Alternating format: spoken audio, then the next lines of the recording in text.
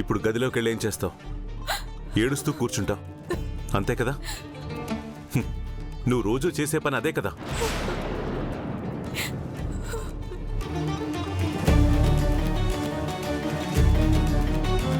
భాను పోయిన తర్వాత నీకంటూ వేరే ప్రపంచం లేకుండా ఈ కుటుంబం నీదనుకుని అన్నిటినీ త్యాగం చేసి కేవలం వంటగదికి పరిమితమైపోయావు.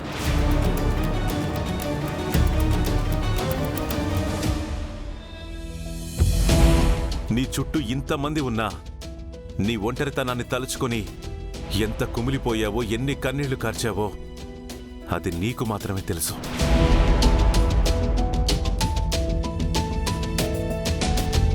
ఇప్పుడు ఆ ఒంటరితనాన్ని దూరం చేసుకుని నీకంటూ ఒక పని కల్పించుకునే అవకాశం వచ్చింది. ఈ అవకాశాన్ని నువ్వు వదిలేసుకుంటే నీకిక ఒంటరితనమే మిగులుతుంది.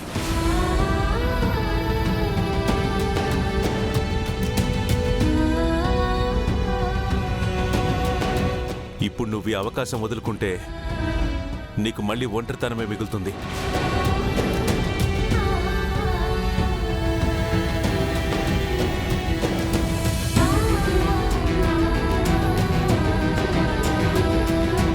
నీకు స్వేచ్ఛనిచ్చేది ఇంటి నుంచి బయటికి వెళ్ళి ఇష్టానుసారంగా బతకమని చెప్పడానికి కాదు, నీ బాధల్ని మర్చిపోయి నీ ఆలోచనల్ని మార్చుకోమని చెప్పడానికే నిన్ను వెళ్ళమంటున్నా.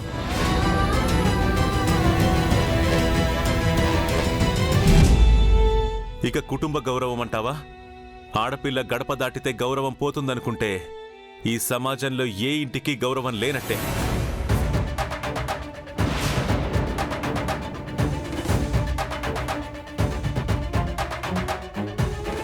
ఎంతో మంది ఆడవాళ్లు ఎన్నో రంగాల్లో రాణిస్తూ దేశాలు దాటి కుటుంబానికే కాదు దేశానికి కూడా పరువు ప్రతిష్టలు తీసుకొస్తున్నారు.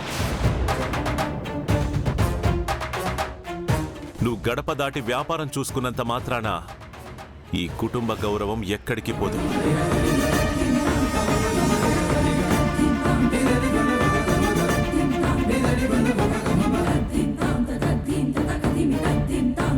నువ్వు ఈ ఇంటి కోడలిగా ఈ కుటుంబం కోసం ఎంతో చేశావు. కానీ ఈ రోజు నుంచి ఈ కుటుంబం అంతా నీకు అండగా ఉంటుంది.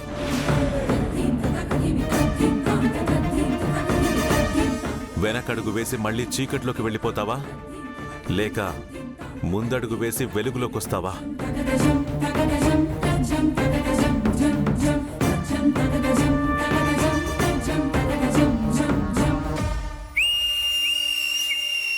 ఏం చెప్పినావు బా?